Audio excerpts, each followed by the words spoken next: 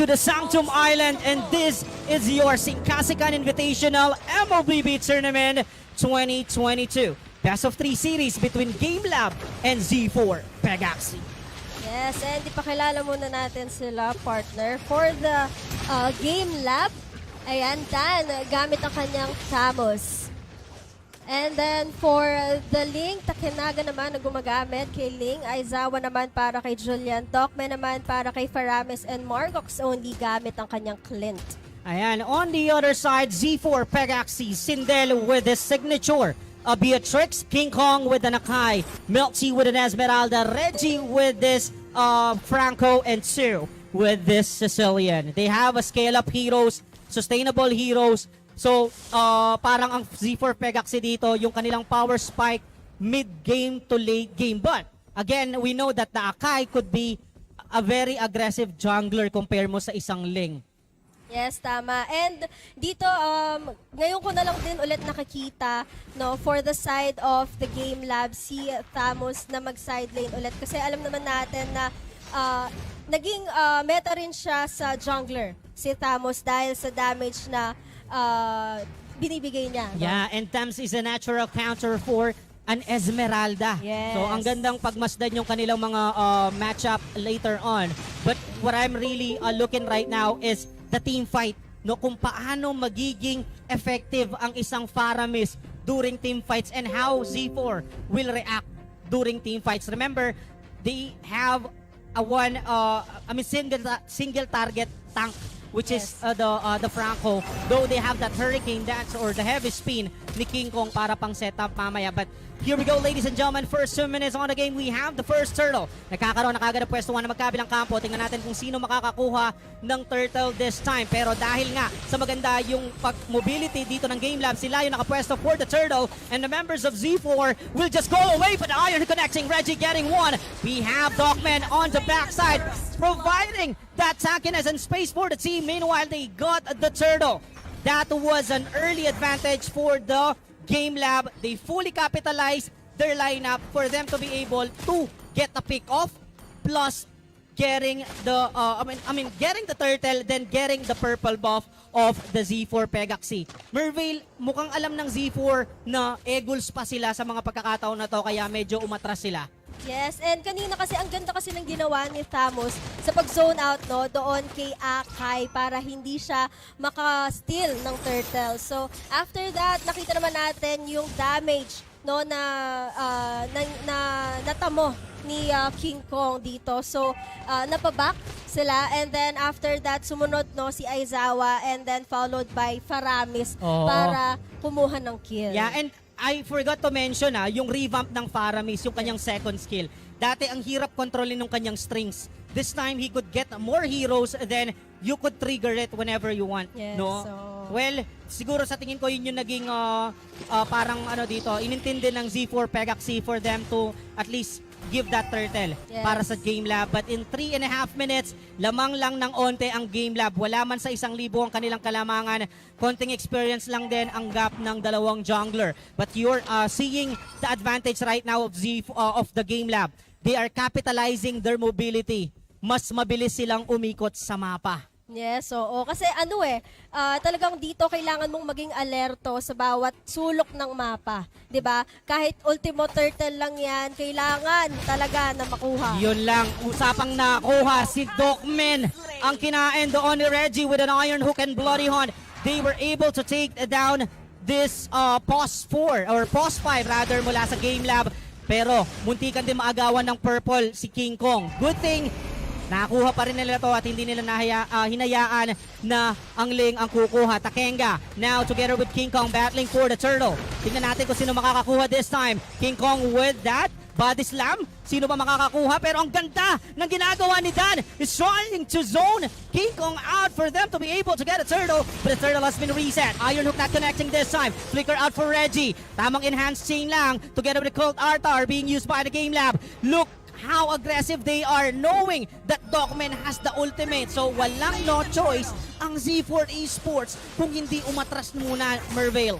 Yes, and isipin mo kasi King Kong has the ultimate, no, yung heavy spin para kung gusto niyang mag-steal ng turtle, 'di ba? Pero hindi niya magawa dahil sa pag-zone out na ginagawa ni Thamos, and dahil doon sa pagtulong na ginagawa niya every turtle fight, tignan mo, nagkaroon na siya ng first item niya, which is the corrosion sight. So, nakikita mo tama. talaga yung worth, no? Yung talagang pagod na pinapakita. Yeah, indeed. Talaga, And no? it is now being a domino effect for the Z4. Yes. They lost the turtle, they lost the turret into the bottom lane. But seeing the gold net worth, they are not letting Gamelab na makuha yung sobrang kalamangan. Tingnan nyo, wala pa rin sa 1,000 ang kalamangan dito ng Gamelab. Meaning, they are ready to give up the turtle and other jungles kasi alam nila na makakahabol sila any moment from now. And as you notice, Z4 started to give the purple buff To Cecilia. dito kay 2. Ibig sabihin, mas magiging agresibo si 2 to join the team fight with this Suki card na emblem niya. Di ba? Mystery shop. We're gonna expect an item already for 2 and join heavy team fights. Yes, and kanina nga nasabi mo na Z4 has the capability for the mid to late game. They have Sindel, Beatrix, and also 2, no, si Cecilion. So hindi pa natin nakikita yung damage nila, yung cooperation nila sa team fights. Pero tignan mo naman, no, na ang sakit na rin, no, kahit yung Bennett's niya. Ayan, so dito Parang parang ticking time bomb. Oo, ticking diba? time Yung bomb lineup sila. na meron dito ang Z4 Pegaxy. So, we're gonna expect Sindel, Mlbb, and 2 later on to be aggressive, helping the team. Now, for 7 minutes, we have the final turtle. Lamang pa rin sa network ang Gamelab. Pero syempre, Z4, like what happened on the turtle number 2, they wanna contest it. The question now is, kaya ba nilang tapatan itong mga bodyguard na meron ng Gamelab? Mga brusko no? Oo. Makikita mo na brusko talaga yung ginagawa ng Gamelab. Dan is the one providing space for the team together with Dogman. Nakuha na naman nila easily yung turtle, and Z4 Pegaxy, the discipline is always there. Yes, They know oo. na hindi nila kayang tunawin pa dito si Dan. Kaya ibinigay na lang. Kaya lang, si Dogman pumalag doon sa may Getly. He will fall down, but Reggie will be the casualty for the Z4 Pegaxy. And now Sindel falling low with the double shot. Margo only getting their double kill. And that was a 2-1 trade in favor of the Gamelab. Hindi lang po, kill ang kinuha nila, sabay convert sa turret. Turret. They are now trying to choke Z4 Pegaxy into the Land of Dawn. Yes, and grabe, pero nakikita ko yung damage na dito ni 2. No? Ang sakit na rin ng damage. At biruin mo nakalahati niya na yung buhay ni Aizawa. Kahit Oo. papaano. So, dito na kailangan kabahan kahit papaano kasi eto na yung mid game natin So papunta na tayo sa, sabi nga nila, papunta pa lang tayo sa exciting na Ayan na, part. may Yes. gold altar na tayo coming from Dogman. Oh, enhanced change. Reggie goes down. Heavy spin, wala kay King Kong. Papalag naman, but the time for the blades coming from Tenaga. Pinaula naman sila ng pala. Sindel with the Nibiru's passion. He will take down Aizawa, but Sindel will fall down into the hands of Margot only. That's another team fight victory for the Gamelab. They're setting up every team fight properly. The cult art are being a problem for the Z4, plus this enhanced chain from this from Aizawa. The pos 4 is really doing it for their side. Yes, and alam naman natin, no, yung skill dito ni Julian, kaya kasama talaga siya sa Meta Heroes. Oo, Kasi oo. tingnan mo naman yung damage niya. No, when it comes to team fights, talagang in and out lang siya. And nakita mo yung cooperation ng Gamelab kanina doon sa team fight nila. Sa Torre pa yun, Yeah, sa Torre loob, pa yun sa loob pa nila, ng Torion ng Oo. Z4. So the confidence is now overflowing for the Yes. Gamelab with the power spike that they already have. But and they know na kailangan i-rush na tong game na to Yes, Di oo, ba? ayan Taking na time up tong si Sindel kasama si Tu, kaya hirap sila later on. But we have the Iron Hook collecting. It was Dogman. Huli na naman siya dito ni Reggie sa ikatlong pagkakataon. And Gamelab losing Dogman time to time. Let's see if this time they will still win the team fight. Z4 Pegaxy is forcing a team fight right now since they have the number advantage. Quarter HP for the Lord. Dan into the backline providing the zone. Oh my gulay, Reggie tunaw na naman. King Kong, he will still try to sustain everything with a double shot coming from the Clint. Takinaga with Margot only providing the damage, and Dan is the one providing the space for the Gamelab. They lost their Lord Z4, their tank, and they will now try to back out a little bit. Pero, syempre, nandyan pa rin yung retry, nandyan pa rin yung damage nila. Tingnan natin kung i-contest ba ang possible Lord na to. It was too late for King Kong, so they will just play defense on the level 1 Lord, Mervale. Grabe yung pinapakita ni Dan na na suicide talagang binubuhos niya yung buhay niya para sa Gamelab. And nakita mo naman doon sa team fight kanina, nung tinry niyang i-zone out talaga si King Kong doon sa Lord side, hindi pa siya namatay. Tama. Diba? Napakaganda nung pag-cast ng skill, yung timing ng pagbitaw ng mga skills niya. Talagang saktong-sakto para doon sa damage na pwede niyang ibigay. Yeah, and that's the reason they're winning team fights right now because of Dan. Siya yung nagsisilbing sandbag, kumbaga ng bawat team fights natin. And let's see how long matitiis to ng Z4 Pegaxy. Hanggang kailan sila mabubuli dito ni Dan. Tumaas. Ay! Yun lang! Huli ka balbon! Margo only will go down! Kurt Altan na huli ng onte, pero nasaktan din naman si Tsu. Siyempre sa plays gagamitin ni Takinaga. Tatana sa mukha ang tatapos kay Reggie. 1-1. But Takinaga goes down. Wow! Sindel finally nasindihan na with the shot down against Takinaga. 2 members out for Gamelab. Pegaxy, Z4 Pegaxy though, losing just Reggie on that team fight. Perfect defense for the Z4. I think that's what Z4 needs, no? Yung mga hook na sakto doon sa kailangan talaga, yung target talaga nila for the damage na kailangan nila, di ba? Ayan, so doon kanina sa team fights, after they got the Clint, no, nakita ko si Ling talagang dumiretso siya doon sa likod for Sicilian, pero hindi siya naging successful. Kinapos yung haba ng katana niya. And that's the reason why Franco is still part of the meta. Those crucial plays with the Iron Hook, kailangan nila to actually set up a play for Sindel and for Tsu. And with the presence of the Bloody Hunt, magdadalawang isip si Takinaga na mag-Tempest of Blades kagad eh. Kailangan niya munang makita si Reggie dito na ma-burn out yung kanyang Bloody Hunt before, of course, engaging with that Tempest of Blades and try to pick up either Sindel or Tsu. But here comes the gank coming in mula sa Gamelab. It failed, but look at the damage of a runner. May gulay, tagos hanggang bone marrow. May sanguine claw pa.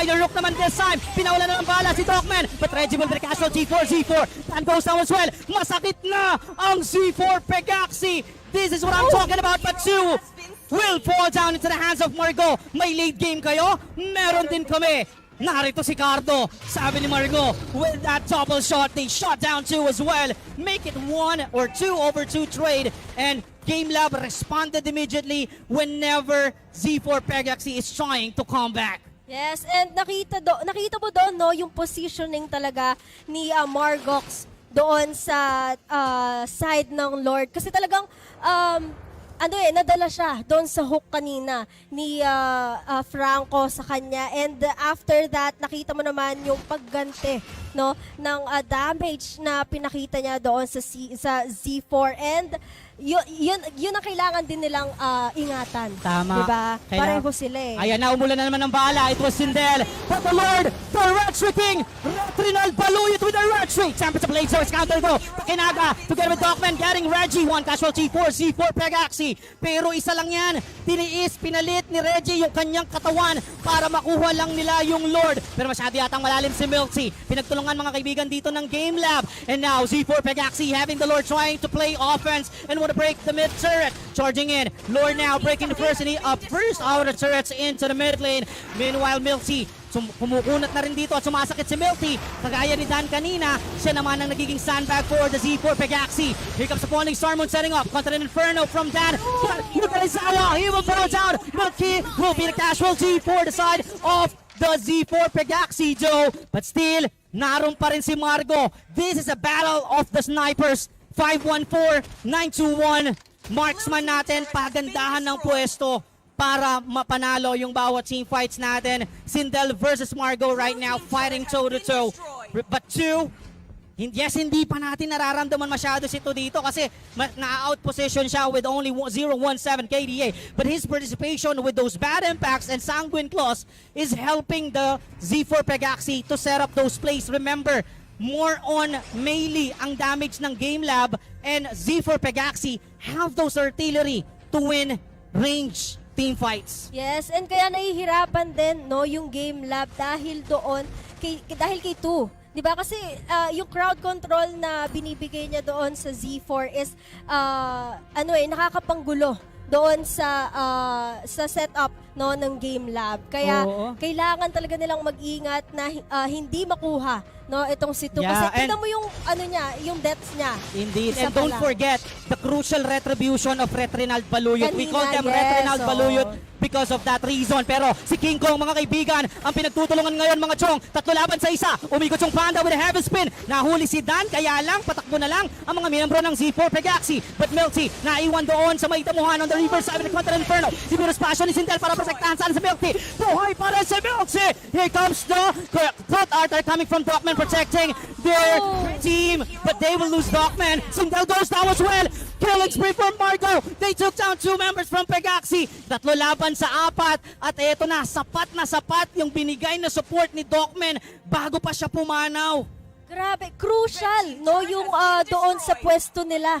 Kasi yung doon sa maliit na skinita na yon, yung maliit na iskinita na yon, nakita natin kung paano naka-combo doon si Clint.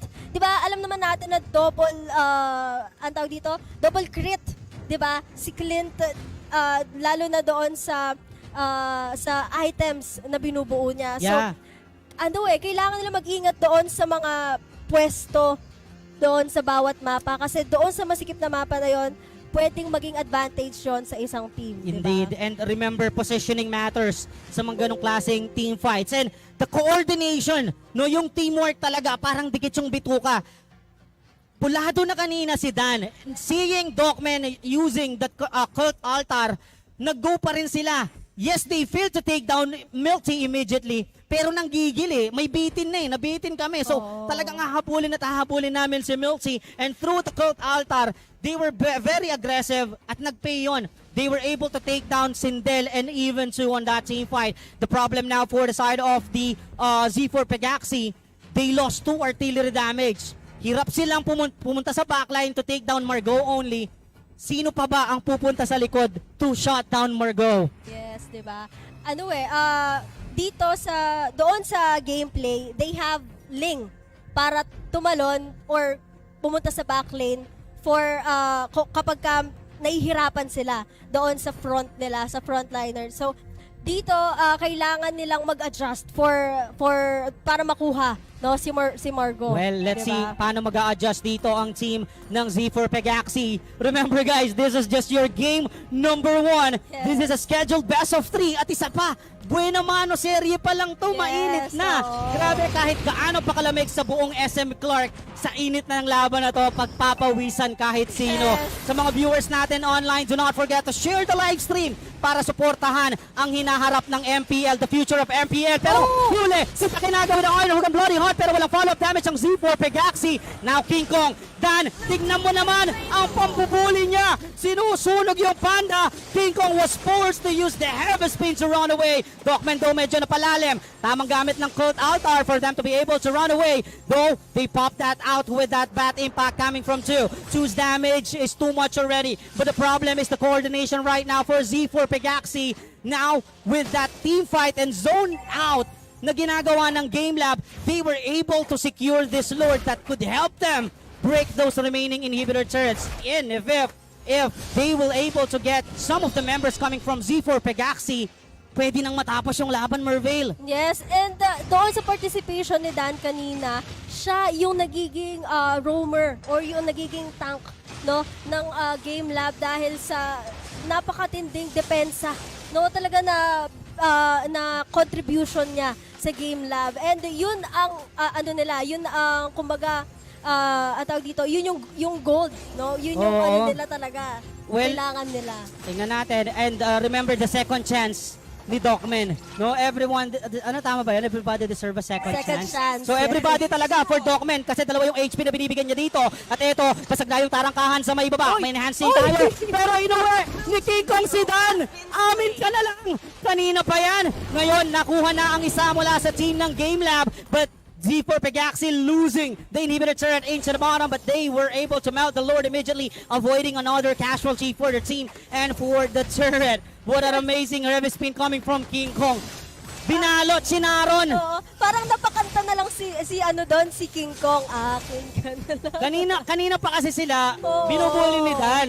So amin ka na lang, sabi ni ni King Makulit Kong. ka. 70 seconds pa yung susunod na Lord natin.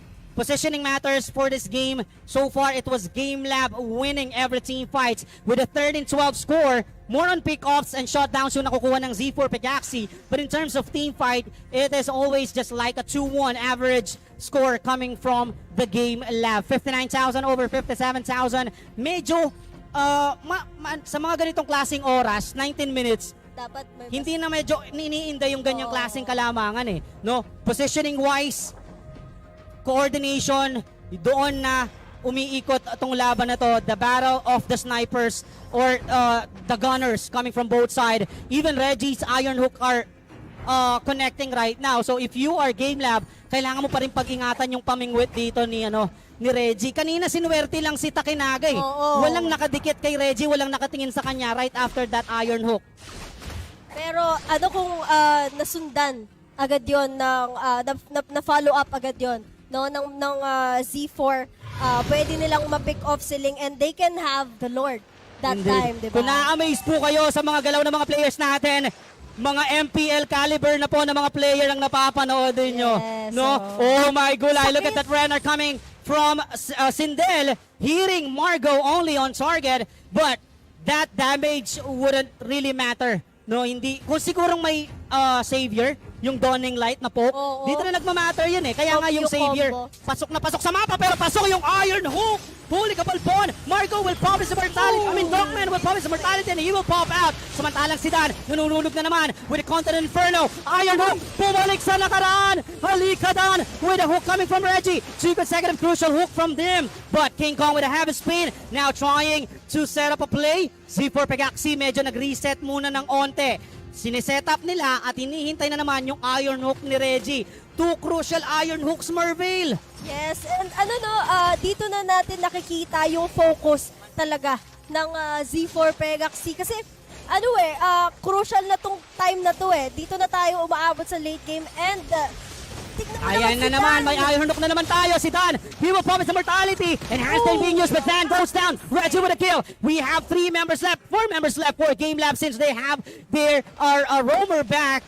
Nandito na si Dogman, pero kulang na yung kanilang frontline. Dogman alone could not sustain all the damage coming from those scale-up heroes coming from the Z4 Pegaxy.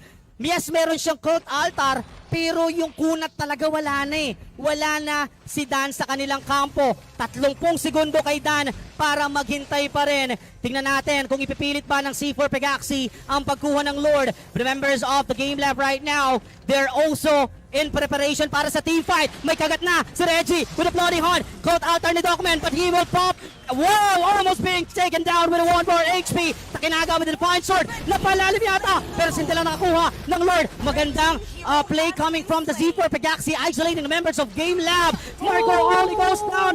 Pinakala ng Panda. Sabog yung Chon. Margot will fall down. 55 seconds for the death timer. Samantalang si Tuyo naging casualty para sa Z4 Pegaxy. But they have this crucial Lord. Kaya na ba nilang tapusin to? Lalo na, narito pa si Sindel para mag-tower lock later on. Yes. Wow, what a play again from Reggie Mervale. And wala din si Margot doon sa Gamelab. So alam naman natin na nagde-deal din ng malaking damage, no?